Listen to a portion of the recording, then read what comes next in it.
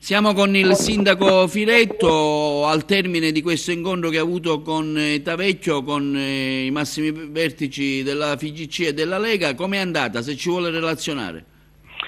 L'incontro è stato un incontro molto franco, dove Tavecchio ha espresso intanto le linee di indirizzo sulle società di Lega Pro che il Consiglio federale ha assunto.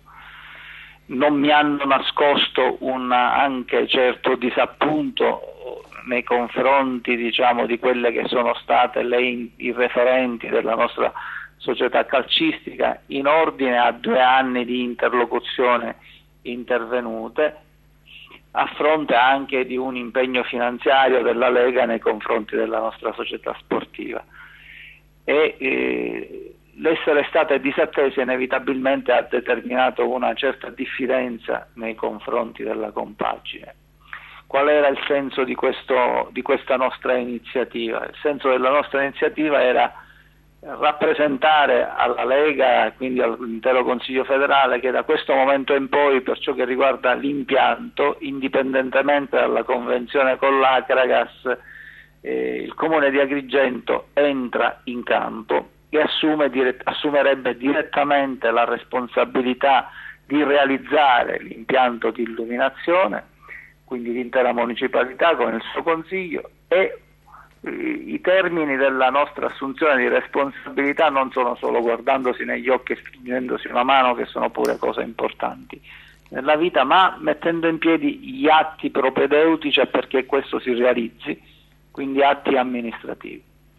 Questa seconda parte della nostra interlocuzione devo dire che ha avuto un apprezzamento da parte di Tavecchio, il quale tra l'altro mi ha detto: guardi che io ho fatto pure il sindaco e quindi comprendo e apprezzo questa iniziativa sua.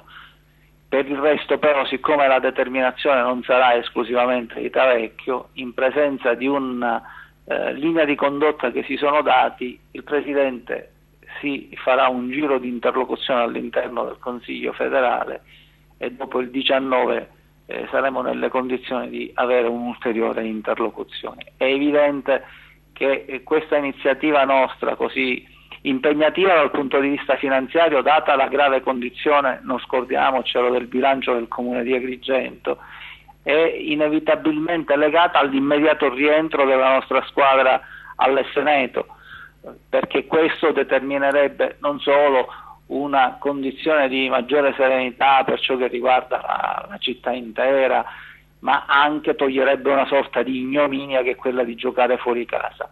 Dopodiché determinerebbe inevitabilmente anche evitare ulteriori emorragie finanziarie per la compagine societaria. Quindi lei è fiducioso? Guardi, io sono fiducioso quando ottengo i risultati. Ad oggi posso dire solo che è stata un'interlocuzione molto franca. Ho parlato il linguaggio della chiarezza e ho parlato anche con chiarezza e col cuore in mano.